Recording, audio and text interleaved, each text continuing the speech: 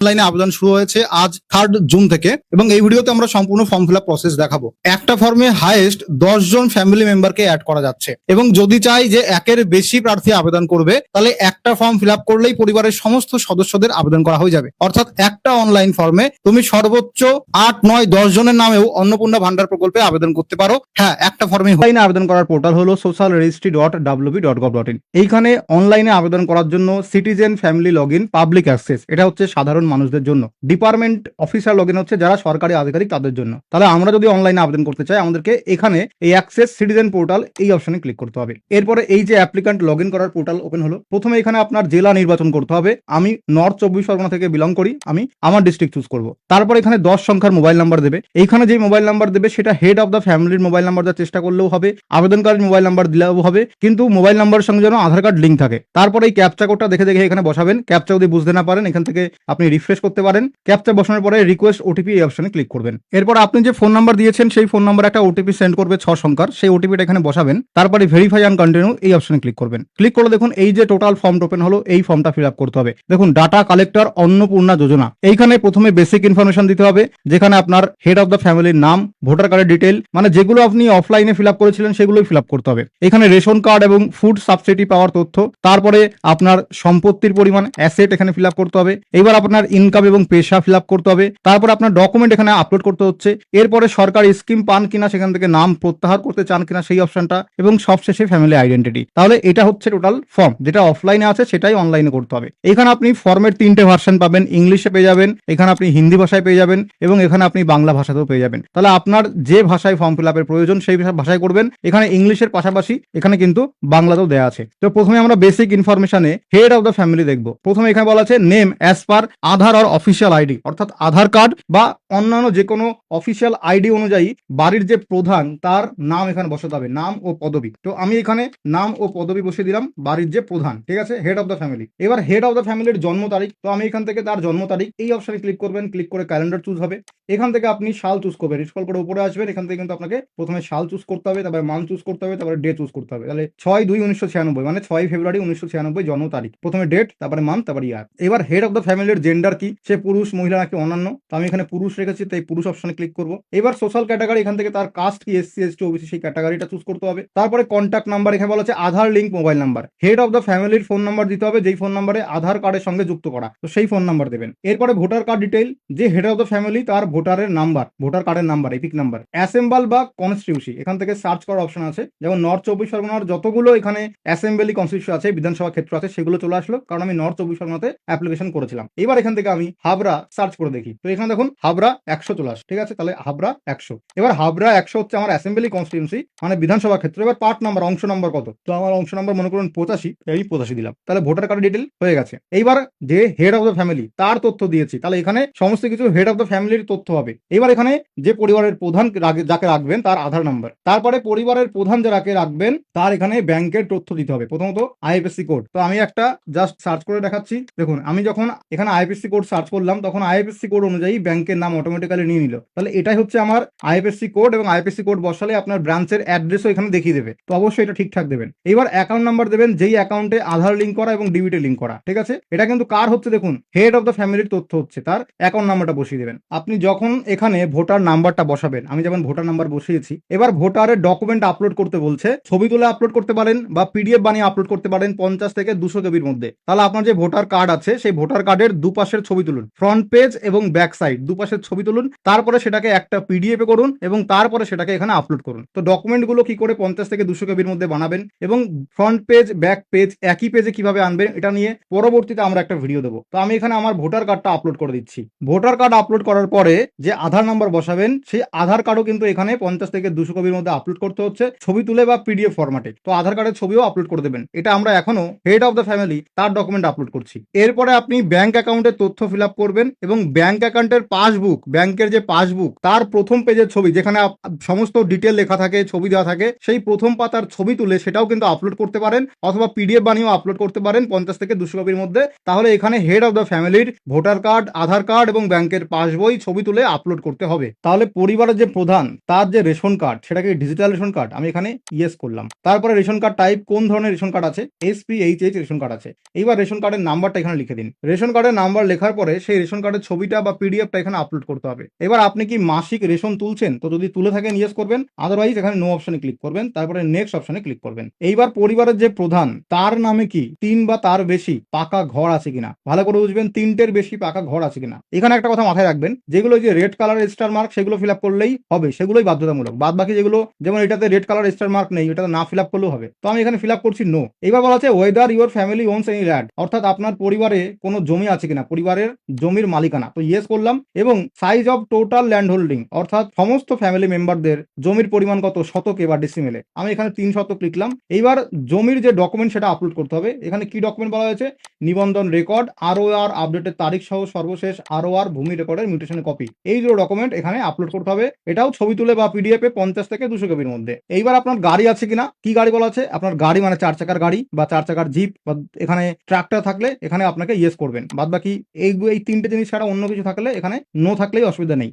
তো আমি ইয়েস করলাম। ইয়েস করলে এবার কতগুলো গাড়ি আছে, আমি মনে করুন 2টো গাড়ি আছে। এবার গাড়ির মডেল নাম্বার কি এবং গাড়ির এখানে সেই রেজিস্ট্রেশন নাম্বার লিখতে হবে, ঠিক আছে? তাহলে আমি এখানে নো থাকলো। এইবার হেলথ ইন্স্যুরেন্স আছে কিনা, আমি এখানে আছে, ইয়েস করলাম। এবার যে আমি পরিবারের প্রধানের তথ্য ফিল আপ করছি, তাহলে তার যে হেলথ ইন্স্যুরেন্স আছে সেটা গভর্নমেন্ট না প্রাইভেট, মনে করুন স্বাস্থ্যসাথী পাই, তো আমি গভর্নমেন্ট করলাম। এবার গভর্নমেন্ট স্কিমের নাম লিখতে হবে, যে আয়ুষ্মান ভারত ছিল বা স্বাস্থ্যসাথী ছিল, তো এখানে আমি আয়ুষ্মান ভারত বা স্বাস্থ্যসাথী এটাই ক্লিক করলাম। এইবার যে স্বাস্থ্যসাথীর নাম্বার বা যদি আয়ুষ্মান ভারত থেকে থাকে তার নাম্বার, ওয়েস্ট বেঙ্গলে আয়ুষ্মান ভারত নেই, স্বাস্থ্যসাথী আছে, তাহলে স্বাস্থ্যসাথী এখানে নাম্বারটা লিখতে হবে। এবার কত টাকা বেনিফিট পাই? 5 লাখ টাকা, তাহলে 5 লাখ লিখবেন। এবং অ্যানুয়াল প্রিমিয়াম দিই না, তো আমি এখানে 00 লিখবো। তারপরে সেই স্বাস্থ্যসাথীর ছবি তুলে এখানে আপলোড করতে হবে। এবার যাদের প্রাইভেট হেলথ ইন্স্যুরেন্স আছে তারা প্রাইভেট অপশনটা চুজ করবেন। প্রাইভেট চুজ করলে আপনি কত টাকার ইন্স্যুরেন্স করিয়েছেন, এখানে 5 লাখ দিলাম, এবং অ্যানুয়ালি মানে বার্ষিক কত টাকা প্রিমিয়াম দেন, আমি মনে করুন 10,000 টাকা প্রিমিয়াম দিই, তাই 10,000 টাকা লিখলাম। এইবার সেই হেলথ ইন্স্যুরেন্সের যে ডকুমেন্ট, পলিসি ডকুমেন্ট বা ইন্স্যুরেন্স কার্ড থাকলে তার ছবিটা তুলে এখানে আপলোড করতে হবে। আর যাদের এটা নেই তারা এই নো অপশন ক্লিক করবেন। তাহলে এটা কমপ্লিট। এরপরে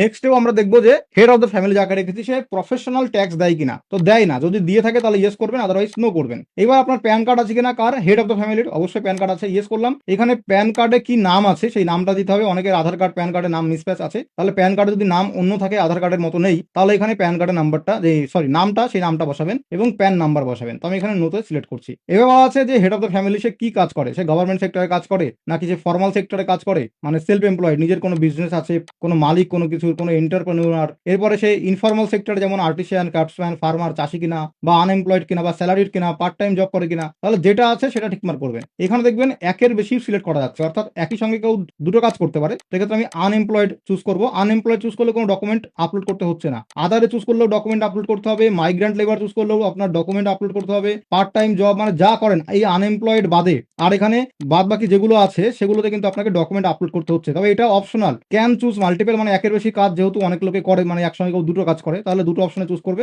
ডকুমেন্ট চাইলে আপলোড করবে, ডকুমেন্ট না চাইলে আপলোড করবে না, না করলেও হবে, ঠিক আছে? এরপরে দেখুন লিটারেসি স্ট্যাটাস, অর্থাৎ আমরা এখনো head of the family fill up করছি, তাই সে কি শিক্ষিত নাকি নিরক্ষর। তো সে শিক্ষিত, তাহলে তার হাইয়েস্ট কোয়ালিফিকেশন কি আছে, এখানে মাধ্যমিকের কম নাকি মাধ্যমিক নাকি উচ্চ মাধ্যমিক নাকি গ্রাজুয়েশন, কোনটা আছে সেটা সিলেক্ট করবেন। এবার বলা যে are you a former current holder of any, অর্থাৎ আপনি এখানে কোনো প্রকার সাংবিধানিক পদে আছেন, মন্ত্রী বা সংসদ বা আপনি বিধায়ক। তো আপনি যদি এরকম কোনো কিছু পদে থাকেন তাহলে ইয়েস করবেন, এবং তার ডিটেল এখানে ফিল আপ করার অপশন দেয়নি তাই দেবেন না, আর না হলে নো করবেন। যদি এরকম পদে না থাকেন নো করবেন। আপনি কি সরকারি পেনশনভোগী, সরকারি পেনশন পান, তাহলে ইয়েস করবেন, যদি না পান তাহলে নো করবেন। যদি জিএসটির অধীনে কোনো বিজনেস থাকে তাহলে জিএসটি আর নাম্বার যদি থাকে তাহলে নাম্বার বসাবেন, ইয়েস করে, আর না থাকলে নো করবেন। তাহলে এটা আপনার ফিল আপ হয়ে গেল। এবার নেক্সট বলা আছে অ্যাপ্লিকেশন স্ট্যাটাস কি, সিএ থেকে আপনি আবেদন করেছিলেন, হ্যাঁ অ্যাপ্লাই করেছিলেন, তাহলে অ্যাপ্লাই হবে, অ্যাপ্লিকেশন নাম্বার লিখতে হবে এবং ডকুমেন্ট আপলোড করতে হবে। আর যদি ইস্যু হয়ে যায় সিএ, তাহলে সার্টিফিকেট নাম্বার লিখবেন এবং সার্টিফিকেট আপলোড করবেন। আর যদি কখনো আবেদন না করে থাকেন কোনোদিন, তাহলে নট অ্যাপ্লিকেবল। এইবার যদি অন্য কোনো ডকুমেন্ট থাকে, স্পেসিফিক কোনো ডকুমেন্ট, সেটা আপলোড করতে পারেন। এইবার যদি এসআইআর এ আপনার নাম ডিলিট হয়ে যায় এবং আপনার কেস কি পেন্ডিং এ আছে, যদি পেন্ডিং এ থাকে ইয়েস করবেন, তাহলে কেস ডিটেলটা লিখতে হবে, ডকুমেন্ট আপলোড করতে হবে। যদি অ্যাপ্লাই করে থাকেন কেস পেন্ডিং এ নেই, তাহলে নো অপশনে ক্লিক করবেন এবং ডকুমেন্ট আপলোড করবেন, এসআইআর অ্যাপ্লিকেশন ডকুমেন্ট। আর যদি কখনো এসআইআর এর পরে ট্রাইব্যুনালে অ্যাপ্লাই না করে থাকেন, তাহলে আপনার জন্য এটা প্রযোজ্য নয়, তাই নট অ্যাপ্লিকেবল। এইবার আপনি কি ডিবিটির মাধ্যমে কোনো প্রকল্পের সুবিধা পাচ্ছেন কিনা, হেড অফ দ্য ফ্যামিলি। তো যদি পেয়ে থাকেন ইয়েস করবেন এবং সেই প্রকল্পের নাম লিখতে হবে। এখানে আপনি দেখবেন প্রচুর প্রকল্পের নাম চলে এসছে, ঠিক আছে? WCD মানবিক, ওল্ড এজ পেনশন। মনে করুন এই লোক বৃদ্ধ ভাতা পায়, তো আমি ওল্ড এজ পেনশন চুজ করলাম। এবার বলছে আপনি কি এই ওল্ড এজ পেনশন থেকে নিজের নাম নথিভুক্ত করতে চান, নাম তুলে ফেলতে চান? ভালো করে বুঝবেন, অপ্ট আউট বলতে কি বোঝাচ্ছে। আপনি এখানে যেই প্রকল্প সিলেক্ট করেছেন, যেমন আমি পরিবারের প্রধান, সে বৃদ্ধ ভাতা পায় 1,000 টাকা করে, তাহলে সে কি বৃদ্ধ ভাতার থেকে তার নাম তুলে ফেলতে চায়? তো তুলে ফেলতে চায় না, তাই নো থাকবে। আর যদি তুলে ফেলতে চায় তাহলে ইয়েস করবে। তো এখানে বাই ডিফল্ট আপনি নো করবেন, যে হেড অফ দ্য ফ্যামিলি। এবার যে লক্ষ্মীর ভান্ডারের জন্য আবেদন করছে সেটাও আমি দেখাবো পরবর্তীতে। এবার যদি একের বেশি সে কোনো স্কিম পায়, তাহলে অ্যাড অ্যানাদার স্কিমে চুজ করবে, করে তার এবার পরবর্তী স্কিমের এখান থেকে চুজ করবে। মনে করুন এমএসএমই পেনশন পায়, তাহলে সেখান থেকে কি সেটা নাম চুজ করতে তুলে ফেলতে চায়? অবশ্যই তুলে ফেলতে চায় না, তাই নো অপশনে টিকমার্ক থাকবে। এইবার নেক্সট, এইবার পার্মানেন্ট অ্যাড্রেস কার? এই যে হেড অফ দ্য ফ্যামিলি, তার এখানে পার্মানেন্ট অ্যাড্রেস ভিলেজ থেকে শুরু করে পোস্ট পর্যন্ত, তারপরে পুলিশ স্টেশন, তারপরে ডিস্ট্রিক্ট এবং তারপরে পিনকোড, সমস্ত কিছু এখানে ফিল আপ করবে। এবার এখানে ডিস্ট্রিক্ট নর্থ 24 পরগনা। এবার সে কোন এরিয়ায় থাকে, রুরাল নাকি আরবান? রুরাল মানে গ্রাম এলাকায় থাকে, আরবান মানে শহর এলাকায়। রুরাল চুজ করলাম আমি। এবার সে তার পিনকোড বসাবে, তার পুলিশ স্টেশন এখানে বসাবে, সে কোন পুলিশ স্টেশনে থাকে। তো নর্থ 24 পরগনার সব পুলিশ স্টেশন এখানে চলে আসবে। সে যেই পুলিশ স্টেশনে থাকে তার নাম বসাবে। সে যদি ব্লকে থাকে তাহলে এখান থেকে সে তার ব্লকের নাম বসাবে। যদি মিউনিসিপ্যাল কর্পোরেশন থাকে তো মিউনিসিপ্যাল কর্পোরেশনের নাম চুজ করবে। এইবার যদি সে ব্লক এরিয়ায় থাকে তাহলে গ্রাম পঞ্চায়েতের নাম চুজ করবে, আর যদি ওয়ার্ডে থাকে তাহলে ওয়ার্ডের নাম চুজ করবে। এবার আপনার ফ্যামিলি মেম্বার কজন? এখানে 2 অটোমেটিক্যালি নিয়ে নিয়েছে, কারণ আমি এখানে 2 জনকে অ্যাড করেছি। আমি যদি অ্যাড মেম্বারে ক্লিক করি তাহলে 3 জন অ্যাড হয়ে যাবে, এবং আমি এখানে যে ফিল আপ করছি এখানে অটোমেটিক্যালি 3 জন হয়ে যাবে। তাহলে আপনি যতগুলো মেম্বার অ্যাড করবেন ততগুলো এখানে অটোমেটিক্যালি নিয়ে নেবে। এবার টোটাল অ্যানুয়াল ফ্যামিলি ইনকাম, অর্থাৎ মোট কত আয় পরিবারের, মোট কত আয় বছরে, বার্ষিক আয় কত। তাহলে আপনার পরিবারে যদি 5 জন মেম্বার থাকে, 5 জনের সব মিলিয়ে কত আয় সেটা লিখতে হবে, সেটা বছরে। মনে করুন এখানে 30,000 টাকা পরিবারের সমস্ত মেম্বার মিলে আয় করছে, তাহলে 30 গুণ এখানে কত 12, তাহলে কত হচ্ছে 3,60,000 টাকা বছরে। তো এখানে সেইভাবে হিসাব করে লিখবেন, ঠিক আছে। তারপরে এখানে হয়ে গেছে, এটা পরিবারের প্রধানের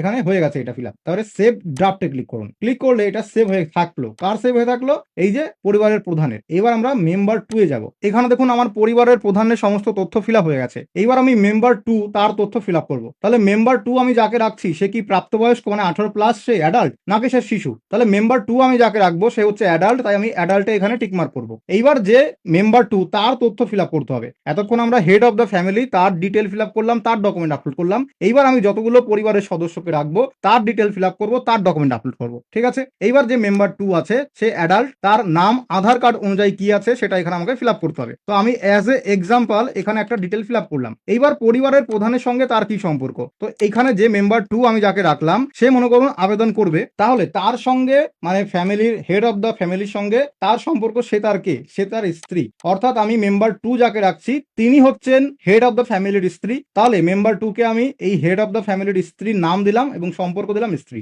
এইবার যে মেম্বার 2 যাকে রেখেছি তার জন্ম তারিখ একইভাবে আমরা যেভাবে ফিল আপ করতে গেছি মেম্বার 1 মানে যে আমাদের হেড অফ দ্য ফ্যামিলি তার ডিটেল যেভাবে ফিল আপ করেছি, একইভাবে এখানে আমরা যে স্ত্রী আছে মেম্বার 2 তার ডিটেল ফিল আপ করলাম। প্রথমে তার জন্ম তারিখ, তারপর তার জেন্ডার মহিলা। এবার সে কি কাস্ট, এখানে দেখুন প্রত্যেকের আলাদা আলাদা করে কাস্ট সার্টিফিকেট চুজ করার অপশন আছে। যেমন আমরা হেড অফ দ্য ফ্যামিলিকে জেনারেল রেখেছিলাম। এবার মনে করুন যে মেম্বার 2 তাকে তার কাস্ট সার্টিফিকেট আছে এসসি, তাকে এসসি রাখলাম। এবার তাহলে সে যদি এসসি হয় তাহলে তার কাস্ট সার্টিফিকেট আপলোড করতে হবে। তাহলে আপনাদের কাছে কাস্ট সার্টিফিকেট থাকলে তার ছবি তুলে আপলোড করবেন, তাহলে আপনি একমাত্র এখানে কাস্টের আওতায় পড়বেন। এইবার আধার কার্ডের সঙ্গে লিঙ্ক করা ফোন নাম্বার দিতে হবে। কার ফোন নাম্বার দেবো? এখানে মেম্বার 2 এর ফোন নাম্বার। ঈপ্সিতা মন্ডলকে আমরা মেম্বার 2 রেখেছি, তার ফোন নাম্বার দেবো, কিন্তু এমন ফোন নাম্বার যেটা আধার কার্ডের সঙ্গে লিঙ্ক করা। এইবার এখানে ভালো করে দেখবেন, মেম্বার 2 আমি যাকে রেখেছি সে এই অন্নপূর্ণা ভান্ডার প্রকল্পে আবেদন করছে, তাই তার জেন্ডার হচ্ছে মহিলা। এবং এখানে অপশন আছে আপনি কি অন্নপূর্ণা যোজনার জন্য আবেদন করছেন। তো এক্ষেত্রে কি করবেন? ইয়েস আই অ্যাম অ্যাপ্লাইং, অর্থাৎ হ্যাঁ আমি আবেদন করছি, তাহলে এখানে ইয়েস করবেন। তাহলে ভালো করে মনে রাখবেন, যার নামে আবেদন হবে তার নামের পরে এখানে কিন্তু অবশ্যই এটাকে ইয়েস করতে হবে। Mandatory selection for adult female family member, অর্থাৎ পরিবারে যারা অ্যাডাল্ট ফ্যামিলি মেম্বার আছে তাদের জন্য এটা ফিল আপ করা প্রয়োজন, তো এখানে ইয়েস করবেন। তার মানে আপনি অন্নপূর্ণা ভান্ডারে আবেদন করছেন। কার নামে আবেদন হচ্ছে?